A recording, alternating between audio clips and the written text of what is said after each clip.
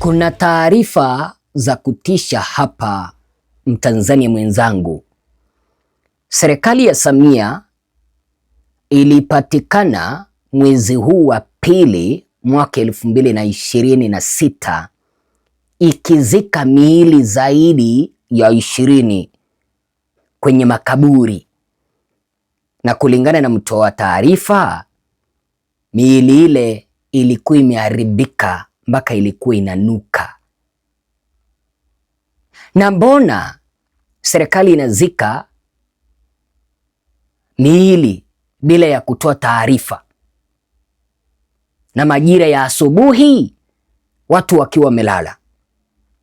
Karibu kwenye ukumbi huu wa Tanzania News TV, mahala ambapo unapata taarifa ambazo zinaendelea kutendeka.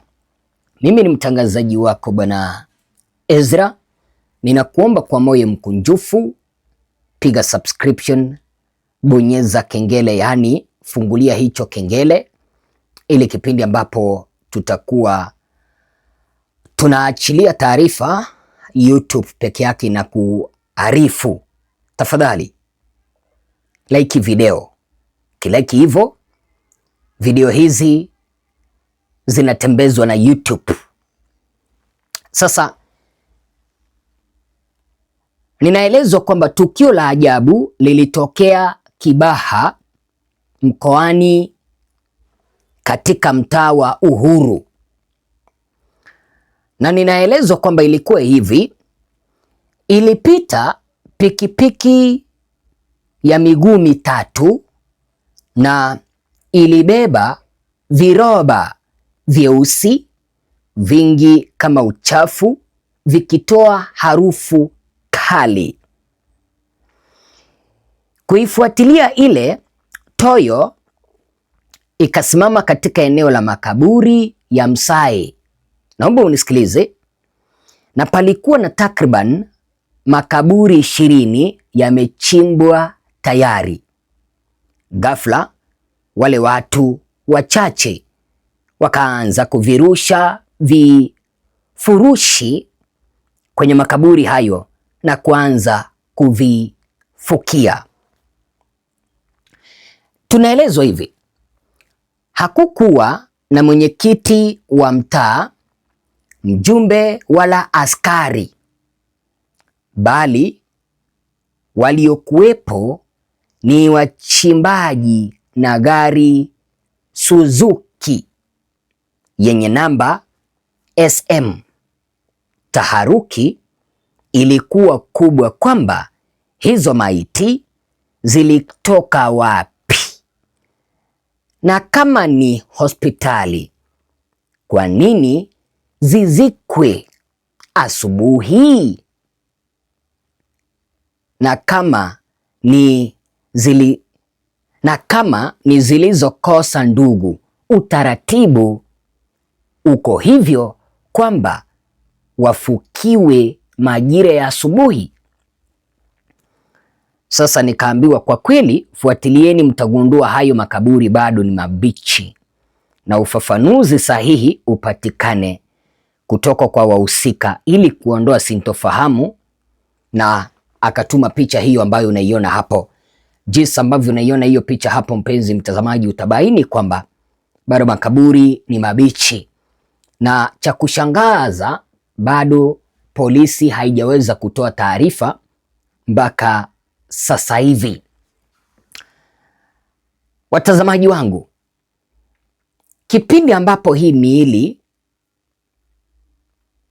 ilikuwa imefungwa kwa viroba au kipenda vifurushi, na ilikuwa inatoa uvundo. Naelewa mwili wa binadamu ukikaa sana bila kuhifadhiwa unaoza na utatoa uvundo. Sasa unaelewa kwamba mwili ulikuwa umeanza kutoa uvundo, ama hii miili ilikuwa inatoa uvundo licha kwamba ilikuwa imefungwa kwenye vifurushi. Inaashiria nini, mpenzi mtazamaji? Hii miili mahala ambapo imetolewa imekaa sana huenda imekaa sana kwa muda mrefu, na ndio maana ilikuwa inatoa uvundo, na ndio maana ilikuwa inatoa harufu. Sasa watazamaji wangu, wacha tujaribu kuyazungumza haya. Tunaelezwa hivi, miili hii ilizikwa asubuhi, na kama hii miili ilitolewa kwenye mahospitali ya mochari, kama ilikuwa imekaa sana pale na kama ilikuwa imekosa ndugu, kuna utaratibu ambao unapaswa kufuatwa kabla ya ile miili kuzikwa. Lazima kwanza tangazo litolewe. Pili, lazima serikali za mtaa ziwepo kipindi cha maziko, au kipenda mwenyekiti wa mtaa lazima awepo kipindi cha maziko. Wala hapakukuwepo na mjumbe wala askari kwenye hili tukio. Lazima askari awepo ili, au mjumbe, ili kuondoa shauku. Sijui kama mnanielewa mpaka hapo. Sasa kipindi ambapo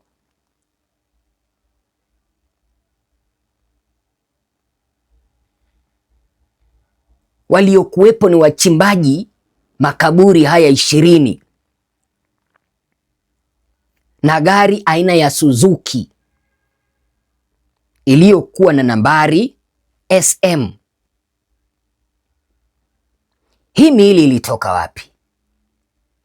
Kumbuka kwamba mwaka uliopita palikuwepo na machafuko makubwa katika taifa letu la Tanzania, kwa wale ambao tulikataa ushindi batili wa Samia. Ndugu zetu walipotea, hadi wa leo hawajawahi patikana.